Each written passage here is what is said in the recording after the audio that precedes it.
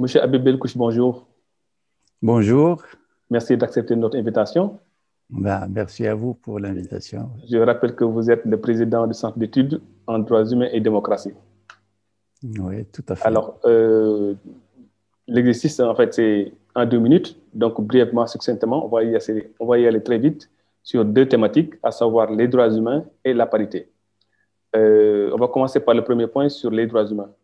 Monsieur Belkouch, quel est aujourd'hui l'état des lieux? Quelles sont les avancées en termes de droits humains au Maroc? Les avancées, si on à travers l'histoire politique du Maroc, on peut dire qu'on a quand même fait de grands pas en avant au niveau de la résolution des grands dossiers de violation des droits de l'homme, notamment à travers l'expérience de la justice transitionnelle.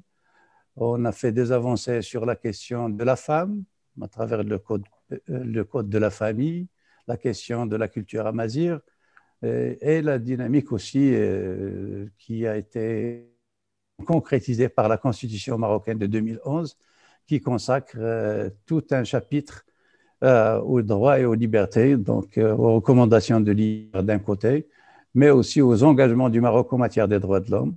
Ça ne veut pas dire qu'on est dans un paradis des droits de l'homme. Il y a des défis au niveau de la pratique. Là, le travail de fond et le travail stratégique pour nous, surtout au niveau du Centre d'études en droits humains et démocratie, c'est comment enraciner cette culture des droits de l'homme auprès de l'ensemble de la société marocaine, mais principalement au sein des personnels chargés de l'application de la loi, donc les prisons, la justice, la police, etc.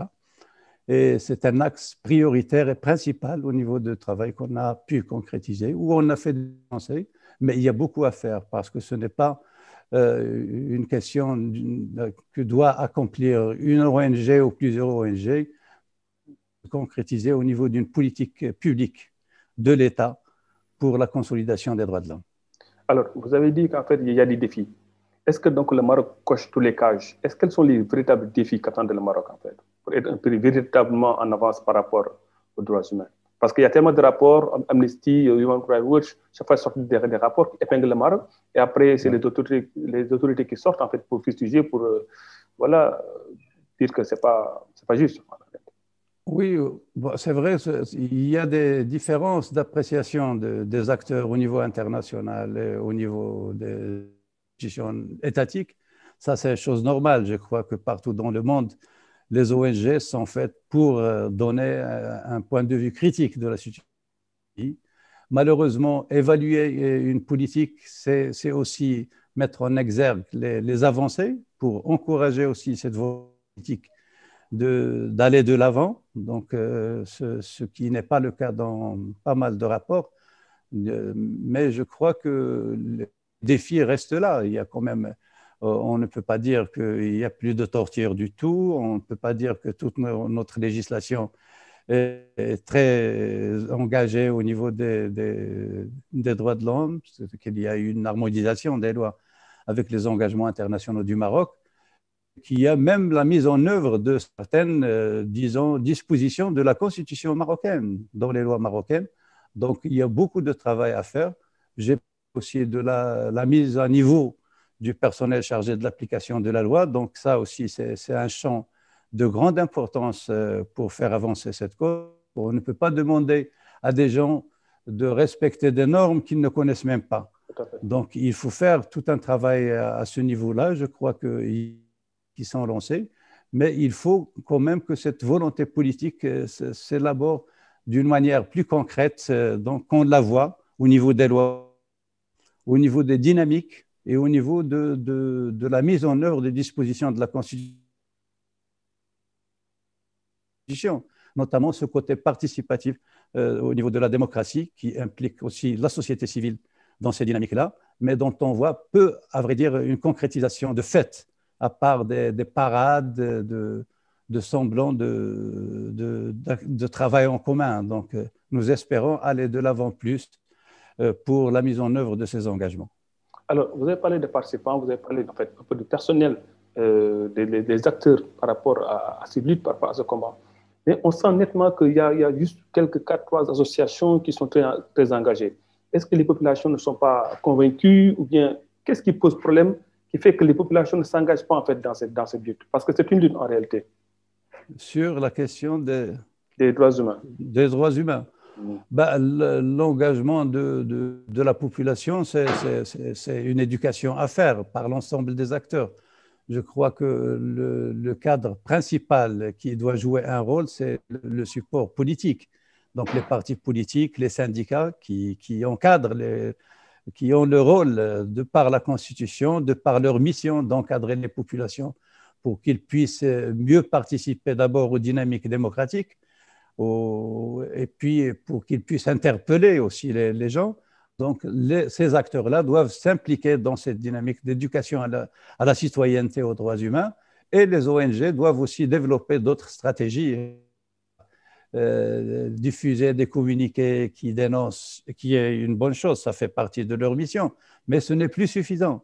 Actuellement, je crois qu'il faut aller de l'avant, notamment en s'appropriant cette culture, non pas en répétant les articles des conventions internationales, mais comment les appliquer au niveau des lois, au niveau de la pratique du corps des gens chargés de l'application de la loi, au niveau de la jurisprudence marocaine, au niveau du plaidoyer des avocats, au niveau du rôle de l'institution pénitentiaire. Je crois qu'il y a des choses qui se font à ce niveau-là. Il faut que les acteurs associatifs et le mouvement des droits de l'homme soient plus outillés pour diffuser cette culture au lieu juste disons, de répéter un petit peu le côté théorique des choses. C'est un défi à l'ensemble des acteurs. Oui, on va rester sur le côté des outils. En fait, est-ce que réellement on peut voir, comme par exemple le Conseil national, est-ce qu'il a les moyens aujourd'hui de mener à bien sa politique, le Conseil national des droits de l'homme? Ben, le Conseil national, en principe, il a ses prérogatives d'abord, qui sont définies, et il faut qu'il les assume, que ce soit au niveau de la diffusion de la culture des droits de l'homme, que ce soit aussi au niveau du contrôle des lieux des privations de liberté, que ce soit du suivi de la législation au sein du Parlement. Donc, tous ces rôles-là doivent être mis par la... Et je crois qu'elle a les moyens, donc au niveau, bon, si on parle de financier, mais que dans le cadre d'une dynamique, disons, de coopération, d'ouverture sur d'autres acteurs, que ce soit au niveau de l'université, de la société civile, de l'homme, des médias principalement, aussi notamment sur la question de la diffusion de la culture des droits de l'homme. Alors, M. Bégout, on va aborder un autre point, à savoir celui de la parité, auquel en fait vous êtes acteur. Récemment, le 31 décembre, en fait, voilà, le collectif parité maintenant a déposé en fait au Parlement, à la Chambre des représentants plutôt, une pétition, proposition de loi. Oui. Où est-ce que vous en êtes? Est-ce que vous êtes convaincu que ça va aboutir un jour? Ben, pour nous, c'est-à-dire qu'on assume notre rôle pour défendre, parce qu'on ne voit pas une démocratie s'épanouir, des droits humains respectés dans une société marginalisée et qui n'est pas considérée comme acteur principal dans les dynamiques de développement démocratique.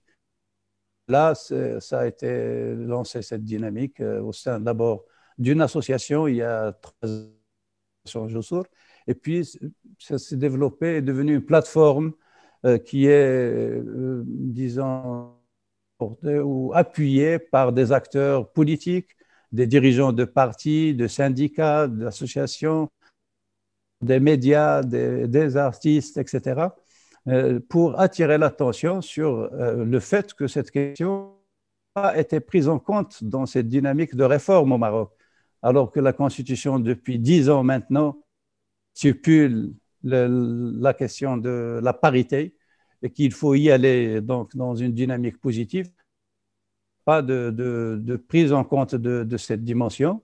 Donc, on a pris l'initiative de lancer cette pétition. Il y a eu, donc, malgré les conjonctures très difficiles pour aller faire des missions, donc on a pu réunir plus de 20 000 signatures. On l'a déposée au sein de l'Union afin que les groupes parlementaires puissent s'approprier cette dynamique et en faire une loi cadre On n'est pas là juste pour lancer un débat public, ce qui est intéressant parce qu'on aurait aimé le faire dans des meilleurs, mais on a aussi demandé dans les rencontres qu'on a faites avec l'ensemble des groupes, avec les partis politiques, les syndicats, à ce que ces gens-là, ces acteurs qui ont ce rôle de politique dynamique, la traduisent dans une loi cadre. Et nous sommes confiants parce qu'on a eu aussi disons, des échos, pas des échos, c'est-à-dire dans les rencontres, les gens se sont engagés à ce lance cette dynamique de loi cadre afin que le gouvernement puisse la mettre en œuvre au niveau des diverses institutions, parce que le livre blanc qu'on a soumis aussi, qui accompagne cette mission, il demande aussi de revoir un certain nombre de textes de loi, que ce soit au niveau des institutions de médiation, le Conseil national des droits de l'homme, le Conseil économique et social, etc., au niveau des institutions, au niveau du gouvernement lui-même, parce qu'au sein du gouvernement… Mais est-ce qu'aujourd'hui, le Maroc est assez outillé juridiquement pour mettre en œuvre en fait, la parité au niveau des institutions? Ben, je crois que le Parce Maroc… que depuis 10 ans que voilà, le projet est là sur la table, il y a des avancées, mais ça bloque toujours. Donc, est-ce que c'est une question juridique quelque part aussi?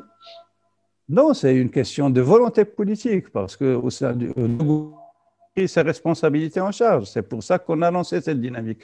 Donc, la volonté politique. Mais il faut que on aille de l'avant on voit les nominations qui se font, on voit la composition du gouvernement lui-même avec 4 femmes. On a vu même un gouvernement où il n'y avait que des hommes et une femme, donc nouvelle constitution. Donc, ça ne reflète pas une volonté politique de ces acteurs d'aller de l'avant. Donc, on les interpelle pour qu'ils puissent traduire cette volonté populaire qui a été votée à travers cette constitution.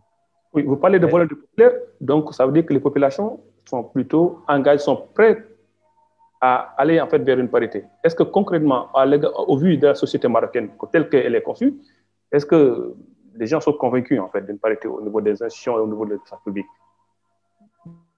Les dynamiques, parce que le volet conservateur dans les mentalités des gens, c'est pas seulement au niveau des populations, mais au sein même des élites.